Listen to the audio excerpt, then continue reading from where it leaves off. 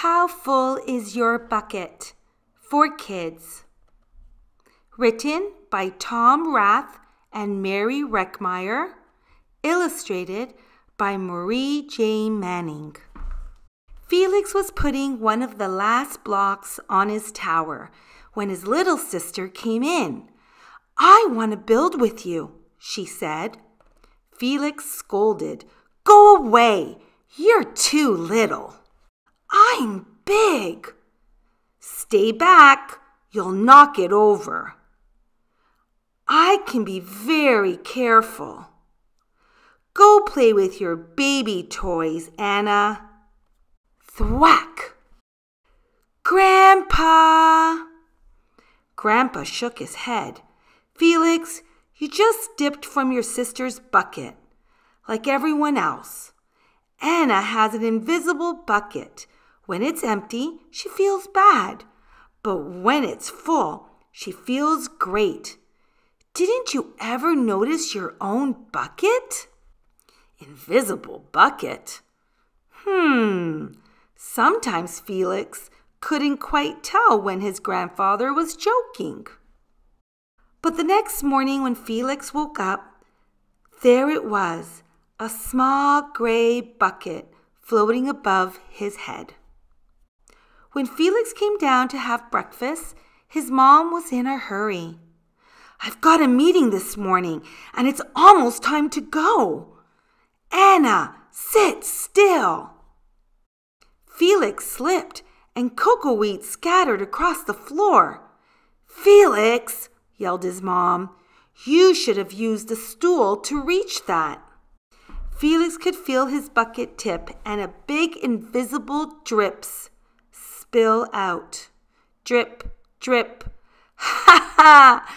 Anna laughed as she crunched the cereal with her shoe. Drip. "Get the broom and clean that up before you miss the bus," scolded Mom. With the school bus honking, Felix quickly swept up the cocoa wheats and grabbed the last blueberry muffin. But before he could even take one bite, Buster jumped up and grabbed the muffin from his hand. Drip. "Hey, look at Felix's new backpack. My baby brother has one just like it." Drip. "Psst, Felix. Psst, drip. Watch out, shrimp." Drip. It was still morning, and Felix's bucket felt almost empty. As he watched his classmates walk into the room, he secretly hoped they would trip and fall. That's what it feels like when you have an empty bucket. Felix slumped into his seat and waited for something else bad to happen.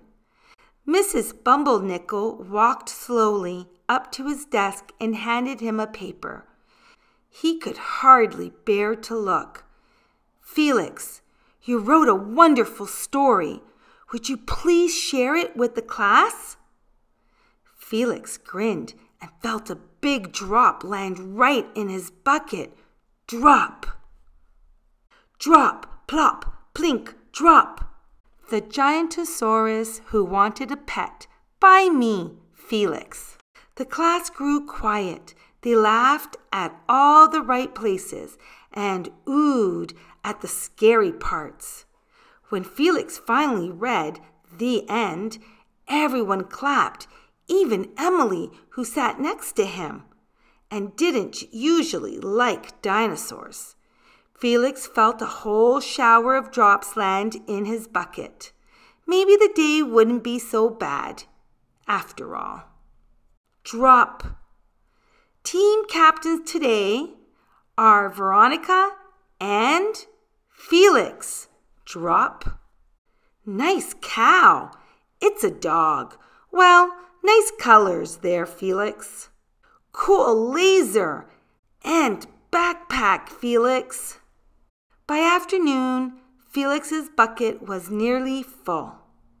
At recess, when he looked around, Felix suddenly realized that his grandpa was right. Everyone else had a bucket too. Drop, drop. Let me help you. Drop. Here's your baseball. Catch. Drop. Thanks, dude. Drop. Hi, I'm Felix. First day? Drop. Yes, I'm Amir. The strange thing was that for every drop he helped put in someone else's bucket, he felt another drop in his own bucket. When Felix burst in the door after school, he shouted, "You're right, Grandpa. I do have a bucket, and I understand how it works." Then he saw Anna's torn doll. "Bad dog," he almost scolded. But then he thought, dogs might have invisible buckets too. "Your doll will be okay, Anna," said Felix. "Mom will fix her." Wah! "Until then, do you want to help me build the tallest building in the world with my blocks?" And so they did. The end. I hope you enjoyed listening and following along with me today. Please hit the like button and don't forget to subscribe so we can come back together and read more books. Until next time, bye friends!